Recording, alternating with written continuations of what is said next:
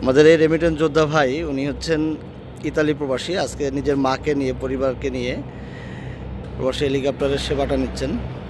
ভাই কেমন লাগছে বলেন, একটু জোরে বলবেন। আমরা হচ্ছে আলহামদুলিল্লাহ, পেছনে আপনাদের আপনার সেবা ইনশাল্লাহ ভালো পাইছি।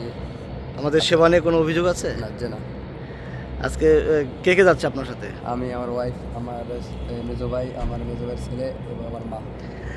মা, আপনার কাছে কেমন লাগছে? আলহামদুলিল্লাহ এই ভালো ছেলে লাগছে। আপনাকে হচ্ছে হেলিকপ্টারে করে আজকে বাড়িতে নিচ্ছে, হ্যাঁ আপনার অনুভূতি কি?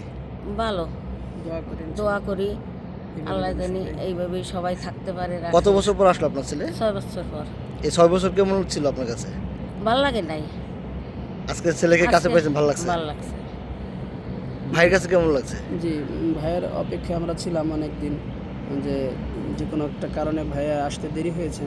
তো আলহামদুলিল্লাহ এখন এসে পৌঁছেছে। এই দীর্ঘ বিচ্ছেদের পরে, না আসার পরে হঠাৎ আসা, এটা আসলে এই আনন্দটা বলে প্রকাশ করা যাবে না, অনুভূতিটা ভিতরের বিষয়।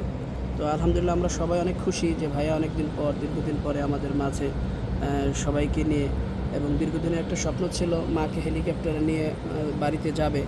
আগে আসলে হয়তো আগেই যাইতো। আলহামদুলিল্লাহ একটু দেরিতে হলেও এখন ভাইয়ার ইচ্ছাটা পূর্ণ হয়েছে যে মাকে নিয়ে। প্রবাসী হেলিকপ্টারের সেবা নিয়ে কোনো অভিযোগ আছে কি? জি না, আলহামদুলিল্লাহ আপনাদের সেবাটা যতটুকু এ পর্যন্ত আমরা পেয়েছি আলহামদুলিল্লাহ খুব ভালো। আশা করি এখন তো আমাদের ওঠাই বাকি। যদি সমস্যা বা ত্রুটি বিচ্যুতি থাকতো, এটা শুরুতেই ধরা খেত বা শুরুতে আমরা অনুভব করতাম। আচ্ছা, আমরা করি, আপনার কেমন লাগছে বলেন? এই 6 বছর পর আপনার হাজব্যান্ডকে পেলেন, কেমন লাগছে?